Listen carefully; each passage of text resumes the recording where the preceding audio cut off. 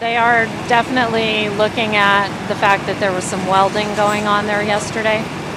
They're pretty close to starting the investigation. Pardon me? Starting? Oh, they're pretty close to concluding it, yeah. And it's definitely leaning accidental.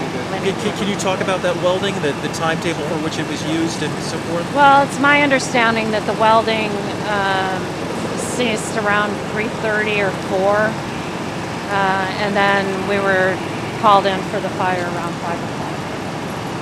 And the welding was going on in the area of origin. It seems, I mean, I've heard of this, you've heard of this, other fires in the city where there's some welding going on in construction. Yeah. It doesn't seem that uncommon. Yeah, it's not that uncommon.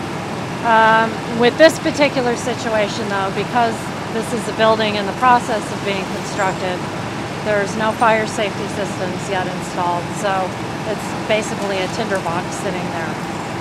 So we are looking at, possible options, maybe if they are doing some welding, requiring a fire watch to go on for a certain number of hours after the welding is shut down. So we'll take a look at what occurred here. There is a lot of construction going on in the city right now, so it's to our benefit to really take a good look at it. It's such a hazard right now because the building's leaning in several places, so this whole all down 4th Street is a collapse zone. So we can't even walk in the middle of the street there.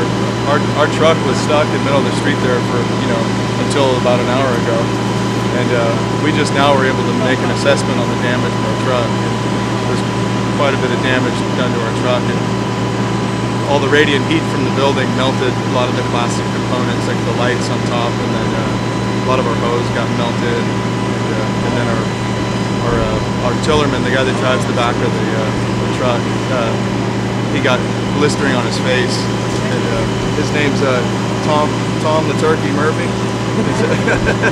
And he's doing okay, right? He's okay, yeah. Actually, that's the only time I left was to go pick him up at the hospital and go get his prescription. They give him some painkillers. Yeah, but he got put off duty last night because his hand got burned too. Yeah. And then I came back to work. Yeah, the radiant heat was pretty bad.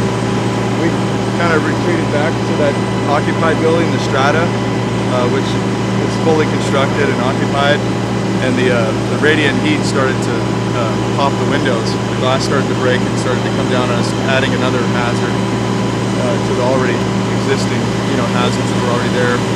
And then the sprinkler heads activated in the building, and I know there were several occupants still in that building at the time.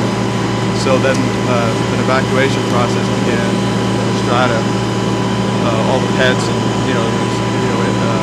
they just sent a handful of firefighters in there to evacuate all the pets and people out of the building.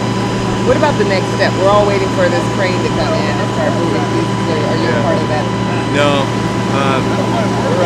We're hoping to be relieved pretty soon here, actually. And that's all up to construction, engineers and several other city agencies will probably be involved in that. But now we're going to go get ready for the next one, which hopefully won't be anytime soon. A 5-alarmer. On a 1 to 10 scale, I mean, what was this for you? As far as big fires in my career, it's up there, probably top 3, probably, yeah. Maybe it's number 1, I don't know, I have to see your guys' footage. When you're in it, it's hard to see how bad it is. Well, why was it like up in the top for you? It's the scale of it was a large scale fire. I've been to one other building under construction that burned, and it went like this too. It was really rapid, burned real rapidly. That's why I knew this was going to go fast if we didn't get a hold of it, quickly. But we were pulled out by our chief, which was a good move. He can kind of sit back and see things that we don't see, and he knew that we were in danger. What's your name, McGuire? McGuire, yeah. First name? Stephen. S-T-E-P-H-E-N M-A-G-U-I-R-E. P-H-E-N, you want me to know that? P-H-E-N, that's right, yeah. Do you have to go inside the building and then come back out? We went to the roof. Our lieutenant, Ramon Serrano, he actually got up over the ladder and he was on the roof of the building before it completely took off, and along with Tom Murphy. And then he ordered us to bring up a large hose line, and we were on our way up the ladder when the building it was like it took a big breath and just blew a big ball of fire out. That's when our division chief, Matt McDonough, he pretty much came down the street and grabbed us, pulled us out of there.